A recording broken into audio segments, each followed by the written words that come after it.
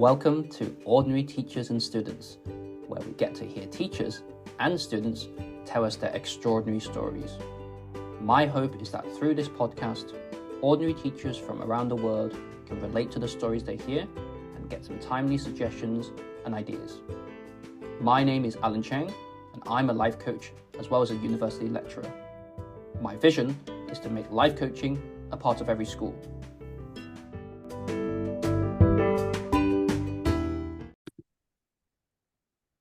Today, I'm delighted to invite Jenny Law onto our podcast.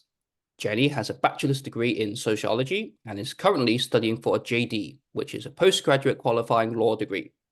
I only taught Jenny during her last year of senior secondary, but she really stood out from a young age in terms of her leadership qualities.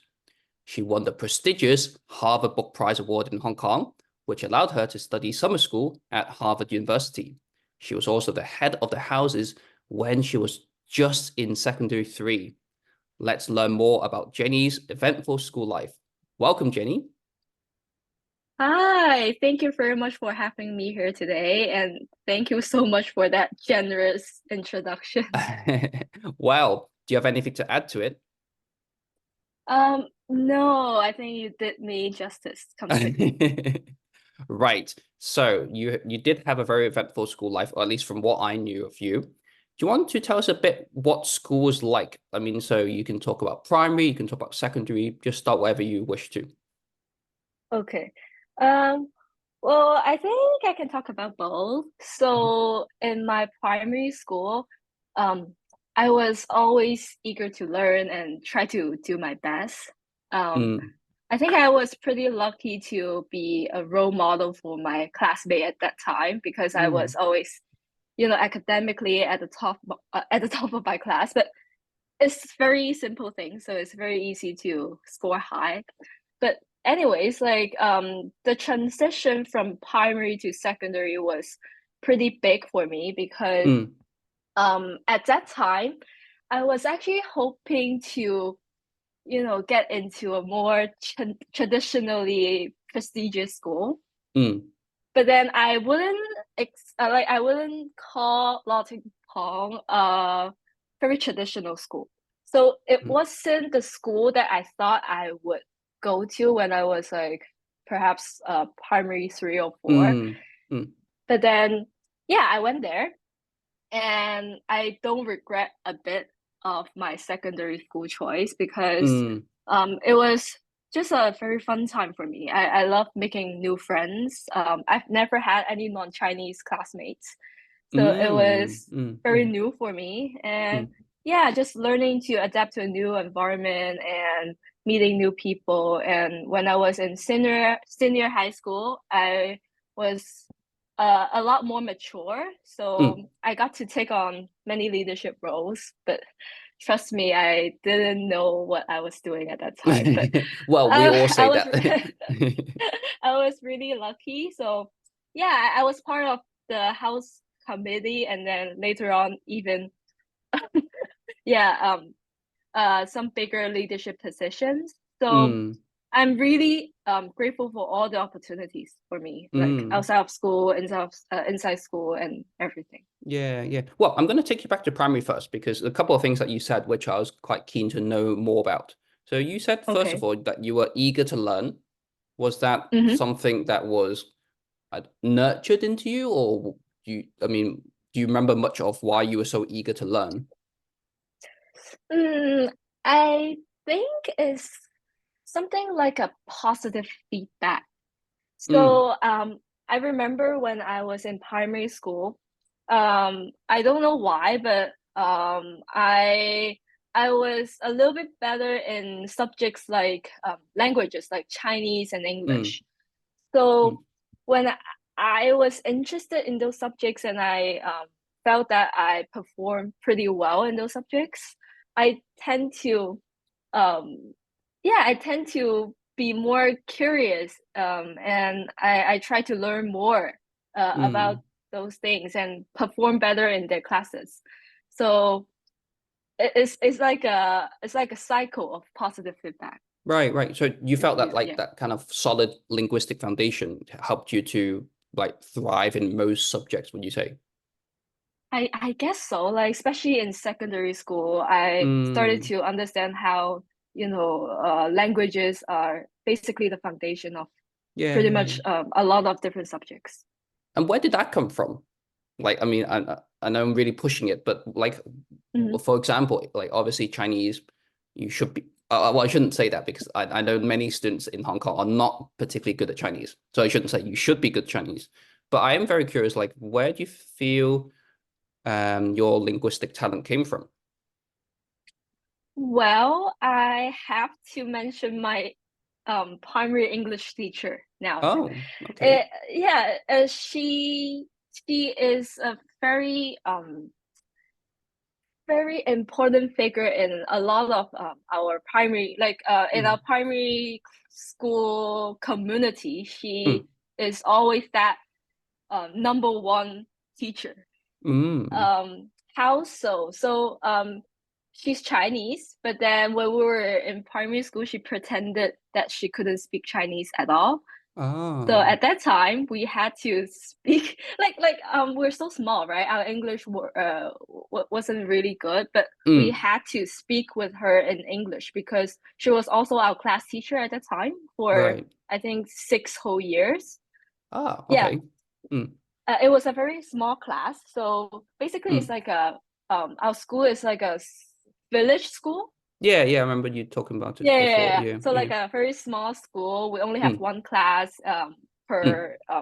per level, Yep. and then yeah, it is a really close relationship between us and the class teacher, also Mm, our English teachers. So I guess mm, that kind of pushed us to speak more English and more in a more comfortable way mm. because it's more everyday now. Like we just had to speak English Yeah, yeah, yeah. in school. Yeah. So Yeah, yeah, that yeah. is Actually, I really appreciate how like your teacher created an authentic environment for you to speak in English because obviously in Hong Kong, most schools have one native English teacher, but then hmm that's not necessarily true for every school.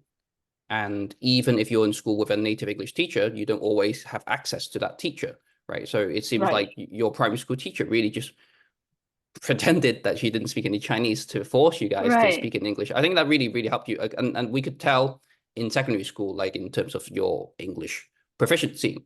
The next thing I wanted to move on to was that transition between um, primary to secondary, because from what you said, hmm you mentioned that it wasn't the kind of prestigious school that you were hoping to get into.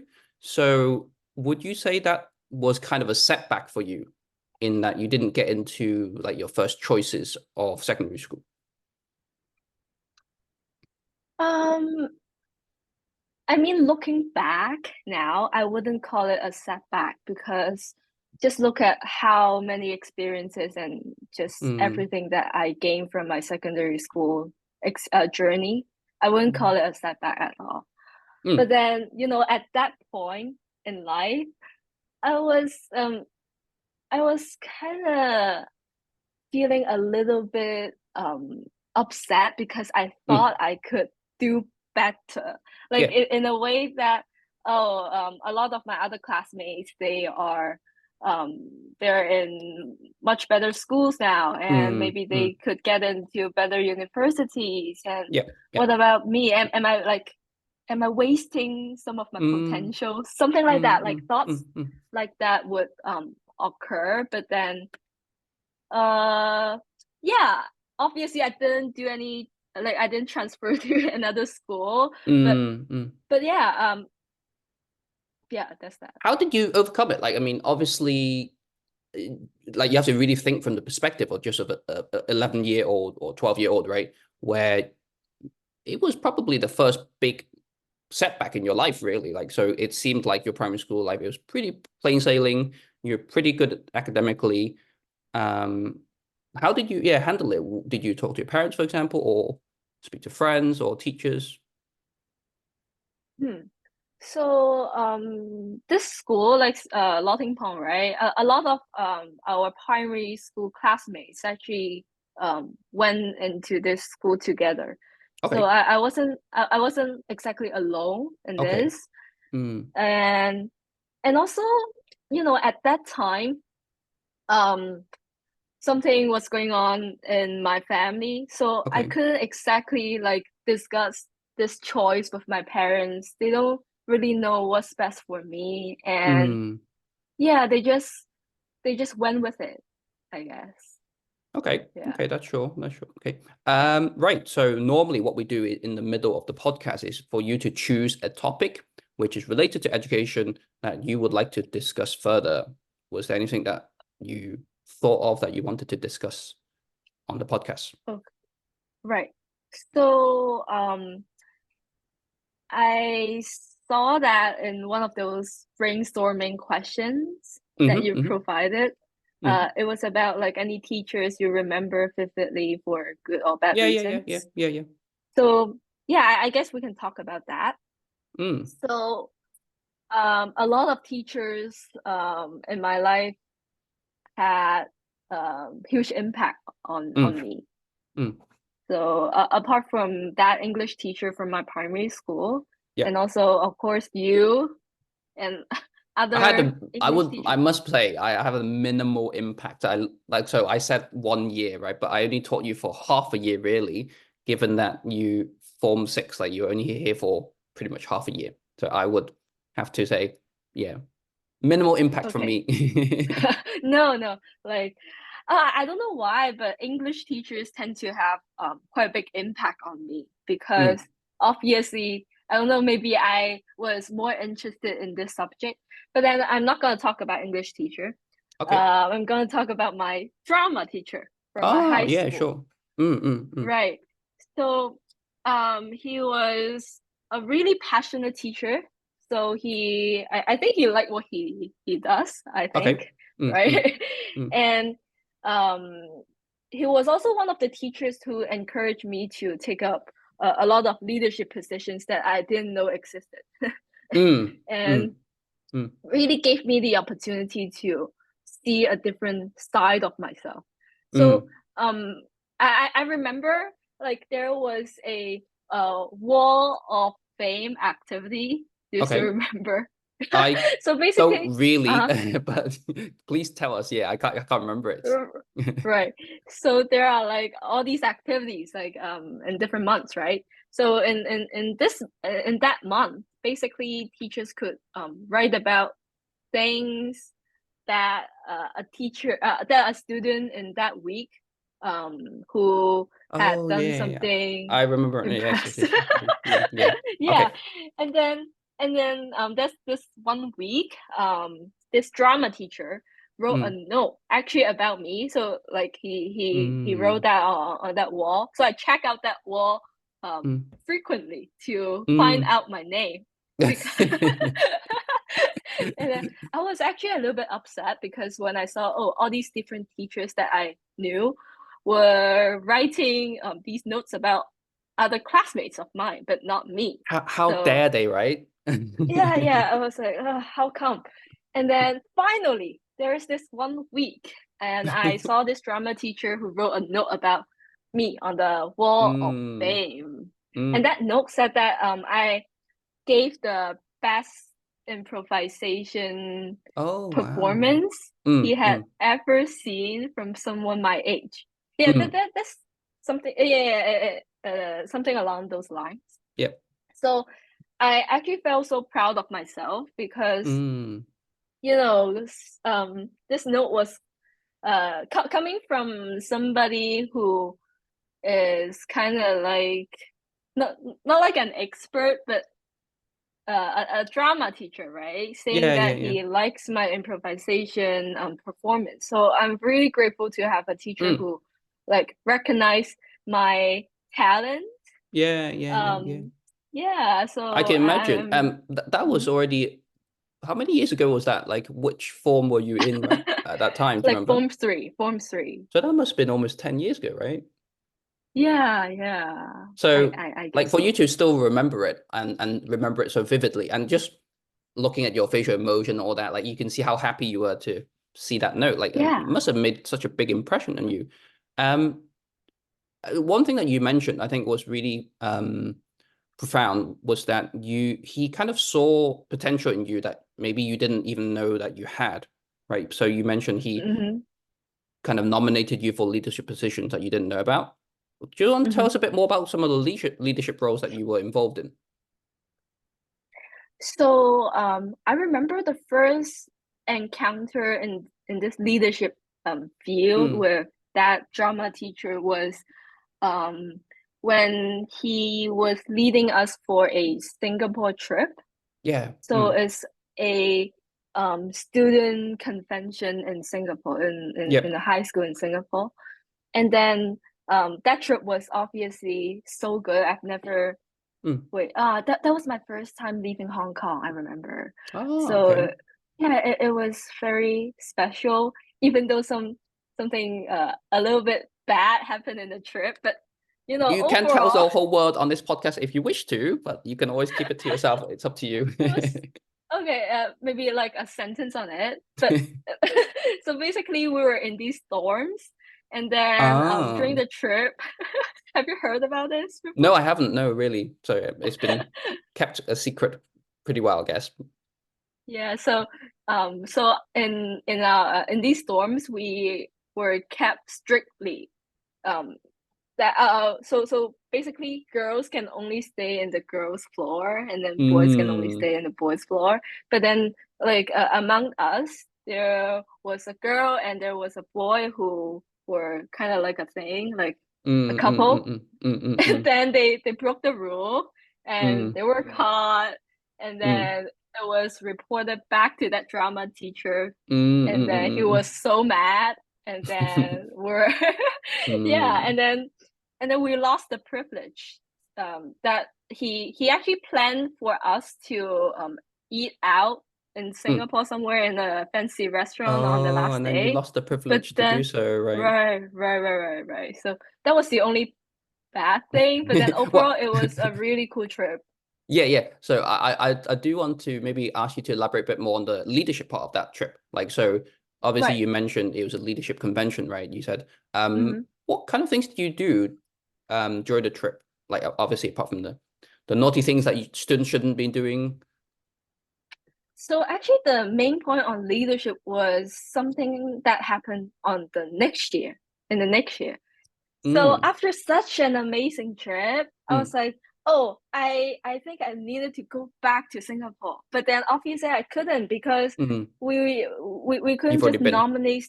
Yeah, Mm, the school would want to nominate students who haven't been there before. mm, So mm, that I talked to the teacher. I said, oh, last year, we joined this convention as a participant. Do you think there is any chance for us to, I mean, for me, to mm, be in that convention again as a facilitator?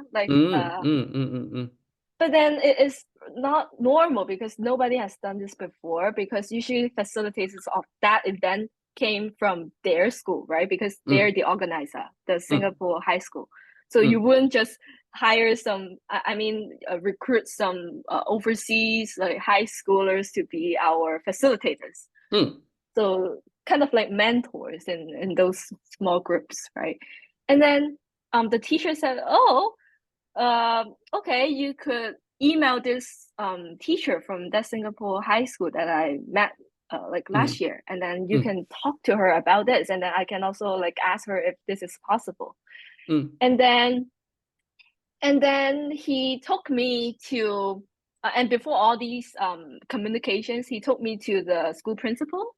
So we mm, went into I and the teacher went into the principal's office, and then the principal asked, like, "Oh, I heard that you want to do this again, and as a facilitator, like, mm, why?" mm, And mm. then I just like um, pitched my whole idea about how Wow. I wanted to gain experience from the Singapore high school so that I can make a similar event in Mm, Lottingpong after mm, after mm, going there as a leader. mm, mm. After taking up a leadership position at their convention, and then I can Yep. recreate this in back in Lottingpong. And Right. then the principal was obviously impressed, so Mm. she was like, okay, okay, I guess you can do this. And then and then that just happened. And then me and another student, Catherine, Yep. Okay, so we just went back again as facilitators, and then we recreated this convention in Hong Kong, like back in Nottingham as well in Yeah. secondary five. So I'm gonna yeah, the whole pause. thing. I'm gonna pause you Mhm. here just to put a bit of perspective because at that Okay. time you were only in secondary four. Right, So right, you're only right. like 14, 15 years old, right? I guess so, yes. So you came up with the idea that, oh, like obviously you had your own motives that you wanted to go back to Singapore again, but uh, put Right. that aside, you kind of almost created a position for yourself. Like you almost like, oh, we can try to replicate this back in our own school, back in our own community. And Mm-hmm, then mm-hmm. you spoke to your teacher about it and you tried to pitch it to your principal and you made it happen. So it's just like, to me, like as an adult, I'm like, wow, even some adults might not have the courage to do so. When you think back to the whole thing, are you impressed with yourself, like at how courageous you were at the time? Uh, well, I don't know, like I think a part uh a part of the reasons why that happened has to go back to my drama teacher. He Mm, obviously encouraged me to pitch my idea to the principal, yeah, yeah. and also my motive was just so strong that I could do something like this You wanted to go back to Singapore to so have a bad, chance right? And then to eat yeah, out, right? That what the motive yeah. wasn't the convention; it was to finally experience eating out at Singapore. Yeah, so I mean partly, and that's why I thought, yeah, I mean looking back, I felt like it was kind of too courageous. Actually, I Mm, don't know if I could do something like this now in yeah, my that's what I age. mean. That's what I mean, right? So just for you to create something totally new and try to pitch it to someone like so important, and yeah, so where did that courage come from? Well, when you're young, I guess you don't have that many things to lose, Mm, so mm, mm, mm. you just go with it and you don't think about the possible consequences, I think. I guess so. Yes, definitely. Right. And so I don't know if you wanted to continue the story because you were saying that you took it back to Hong Kong and you tried to replicate it, right? So how was that? Mm-hmm. Oh, it was a success. Yeah. uh and we just it was the first time I got to plan or organize an event from scratch. Mm. So I remember we had to contact sponsors. Wow. We have Mm. sponsors. Yeah, Yes, yeah, yeah. so there's this Law Ting Pong is actually somebody who also manufacture Yeah, yeah. a clothes T-shirts, right? manufacturers. Yeah. Yes, I Right, think. right, Yeah. right, right. Yeah. So we contacted them to ask for free T-shirts for our Mm. event, Mm. Mm. and that was fun. We've never done similar Yeah. things. Yeah. And then we printed out all these materials, and then we asked for caterers for refreshments, Mm. things like Mm. that. And then we talked to guest speakers, and then we just plan everything out, and then it was great. It was great. And then I remember the principal was also impressed. I Yep. felt that I have delivered my promise. Mm. Mm. You just you don't just go to Singapore and have fun and then go back and did nothing, right? And buy So some I'm Singaporean happy. snacks for her. I'm happy that I did what I promised to do. Mm. And also I remember that was secondary five. So like a year after our second visit to Singapore, we make Mm. this event in Hong Kong happen. Yep. And that was also when the drama teacher had decided to leave the school. Oh. So Mm. it was Mm. kind of like a farewell Mm. event um situation. Mm. Mm. And Mm. yeah, Right. Sure. And the event was called Unity, wasn't it? Yes, yes. I came What up with the name. yeah, what were I you trying came to up with the name. achieve with, yeah, you repeated twice. That's important, right? Yeah. Do you want to explain what it was about and like what you were Because trying to like achieve? uh I am a big fan of puns Mm, and names. So I thought, oh, I need to come up with some catchy names to attract people. So unity and youths, then youthnity it is. So we were mm, trying to um well, at that age tack we cannot tackle social issues, but then we try mm, to bring awareness to certain social issues. I remember like homelessness, um issues with foreign domestic helpers in Hong yeah, Kong, yeah, and yeah. also poverty.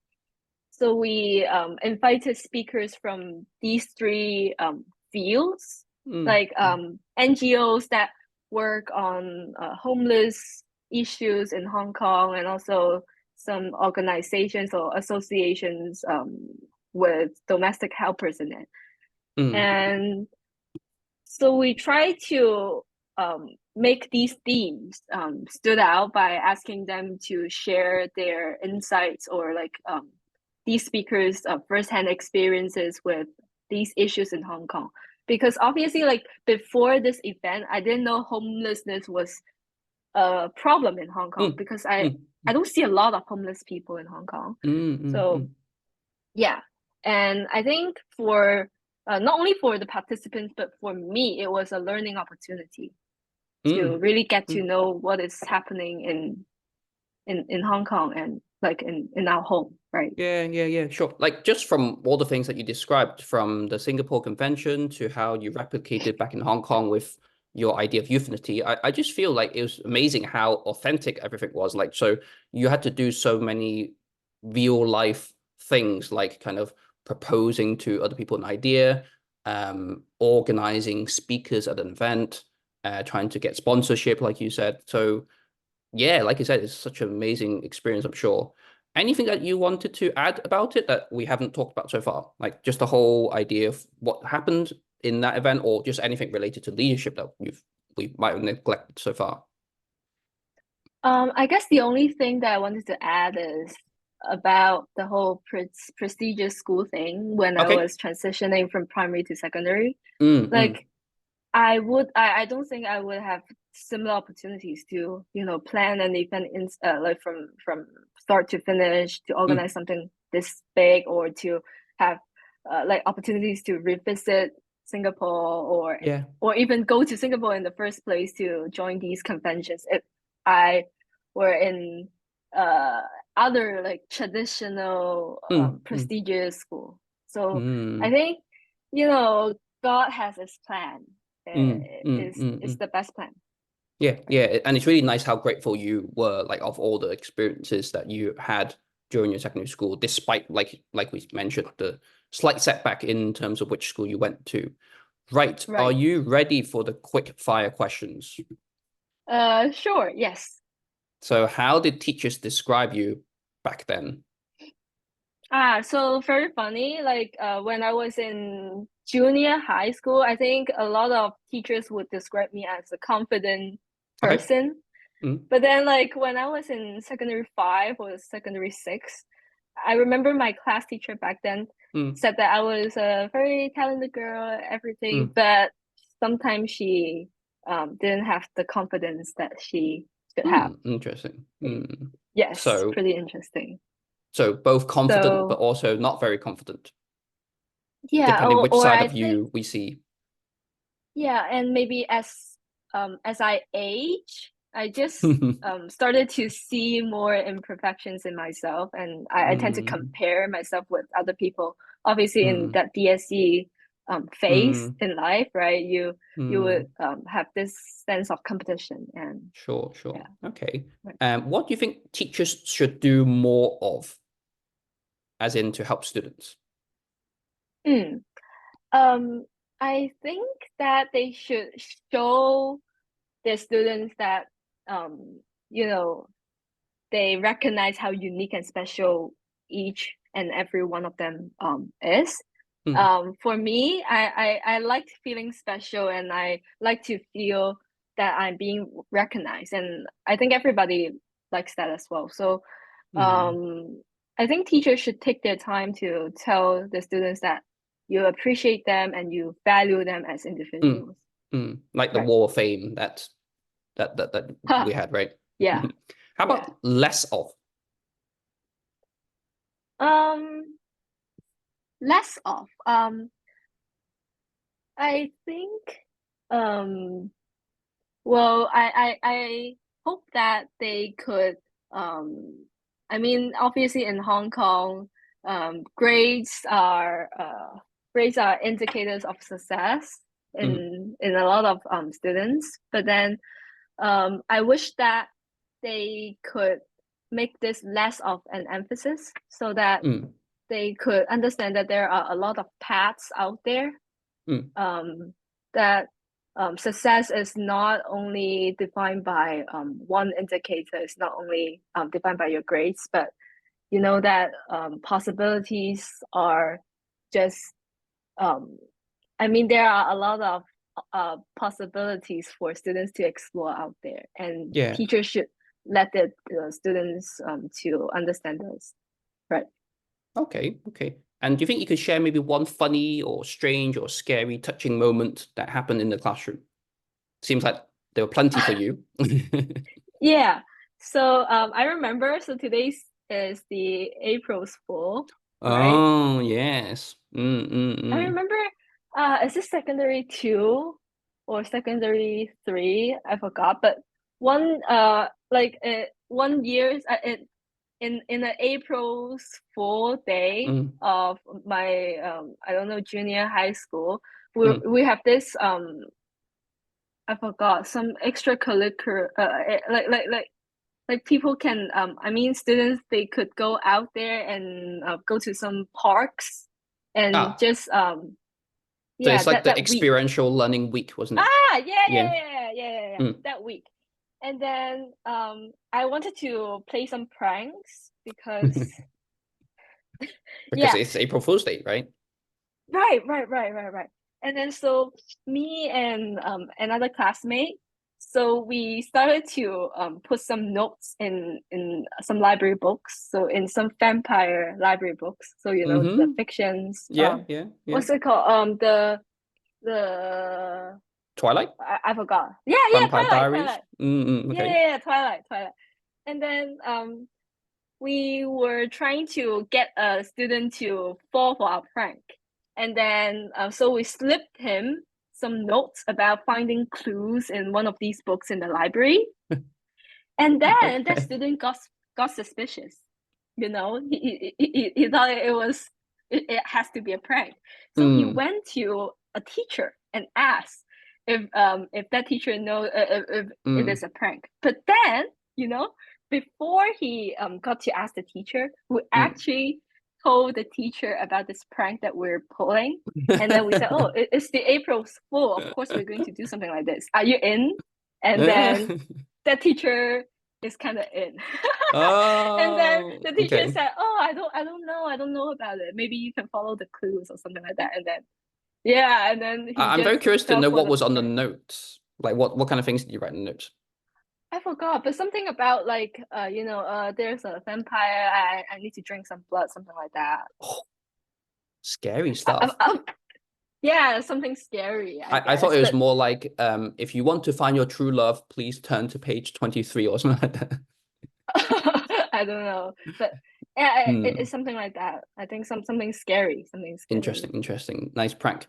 Okay, so what's one question you have for me, given that I've asked you so many questions already? Oh, I've had a few questions, but I guess I want to start with, why did you decide to have such a nice podcast? Well, I think one thing I feel we learn best from is from stories. So Mm-hmm. people's stories. So when we hear someone's stories, we might feel inspired. We might feel we relate to that story. So my original idea was actually to have podcast episodes with both teachers and students, as in the first part will be teachers, second part will be students. But then after having my first few conversations, I realized, oh, wait, each person has so much to talk about. And so that's why we had individual episodes. But one thing I really wanted to emphasize was also the student perspective, because I feel that sometimes maybe as teachers, we don't have the chance to all the time to listen to student stories. And so I feel that it would benefit teachers if they could get a chance to hear student stories.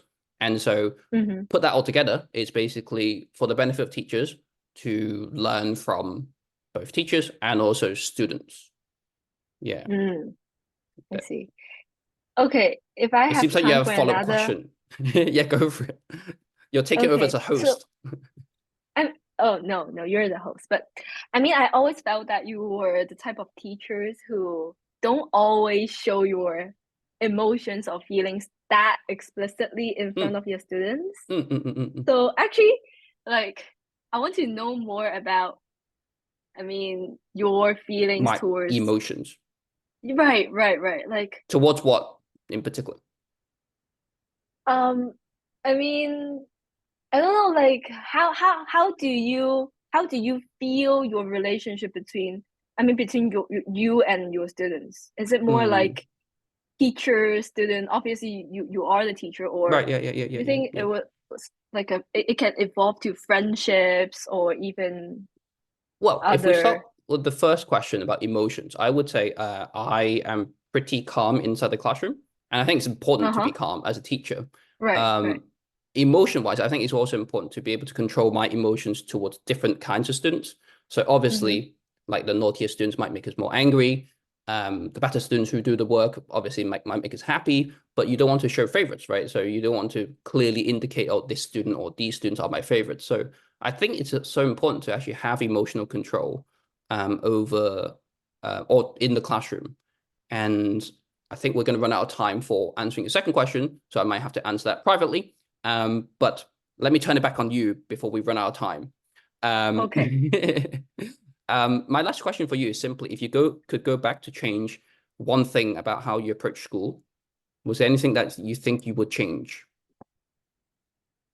Um, I would. I think I would change how I see my school.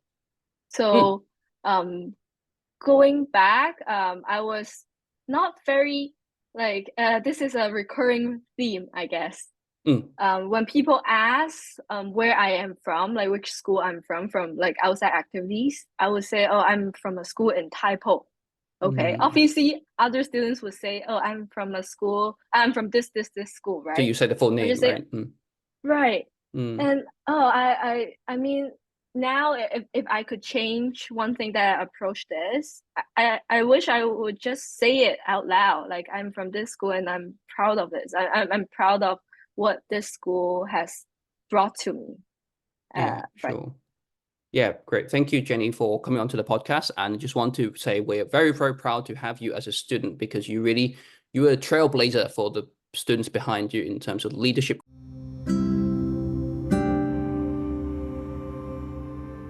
We had so much fun that we ran out of time again. But the conversation with Jenny showed how much she appreciated her schools and teachers and the impact they had on her life. From the primary school English teacher who pretended not to speak in Chinese, to the drama teacher who saw her hidden potential and pushed her into roles beyond her imagination. It would have been very easy for Jenny to have gone on a downward spiral after not getting into the school of her choice. But she really embraced the opportunities afforded to her and grew as a leader. She's a trailblazer, a rule breaker, hopefully not a lawbreaker as she goes into law, and I hope you enjoyed listening to Jenny's extraordinary story. And please do join us again next time on Ordinary Teachers and Students.